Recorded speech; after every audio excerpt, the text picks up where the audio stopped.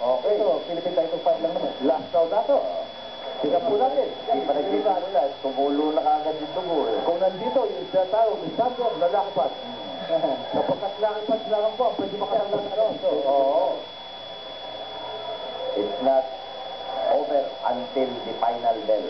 Wala, sa bagay, ganyan na nangyari. Si Charlie sa Taylor. Oo, kay Bell Taylor. 2 seconds. Hindi ko masyado. Oo. May tinatawag sa basketball na last 5 seconds. Unless, makikita mo, mangyayari yan unless Olivete becomes reckless. Yun. Sa tingin ko, hindi. Yun nga lang. Masyadong mamaya. May kulto. Sa, ano pa, magulang talaga. Oo. At saka yung style nga nito si Juan, tailor made dito kay Olivete. Last round po tayo, sa kagandaan ng mga kaibigan. In a few minutes, bababawi na ang corona. Babalik na dito sa Luzon. Sa Inosbe. Wala, alam po ninyo, dito. Kaya muna sa bayan ko. Oo.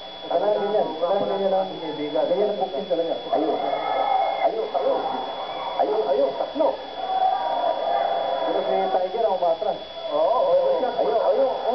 Iiwan. Kung bakit Tiger, pero siya tumatama.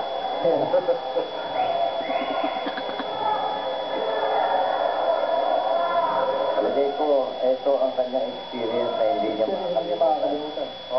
Kailangan pa humingi siya ng tape dito. Lahat ng mga kalaban niya, isa na mali. Tingnan niya kung saan siya nagkamali. Mukhang mabula. Lahat ng pagkakamali. Lahat ng pagkakamali, nagawa niya. Marami pwede mabago. Ayun. Inaabot na naman. Well, tinan po natin. Nasa halfway, nasa last seconds na tayo. Ito, malapit ng tumunod. Okay, ayun. Tumama naman ang magaling si Ado doon. Well, of compliment sa mga bibigyan natin yung engineer at matibay. Yung may puso. The fighting heart is there. Kasi bata pa naman siya eh. Hindi takot sa away. Pwede pang ma-develop. Gusto ko i-develop yung ganyan. Hindi umatras sa away. Umatras sa away. Pero mas maganda sana kung nakalaban niya, stabilis. Ayun, maganda bakbakan yan. Yun ang dapat na maiaring. Kaya na, si Tevez stabilis. Retired na rin siya. Basta may editoid siya. May edad na rin. Eh si Tiger, medyo may edad na rin. Oo, si Tiger. Malapit na mga ano. Naman siguro lamang. Maano na, ni Tiger ang titulo.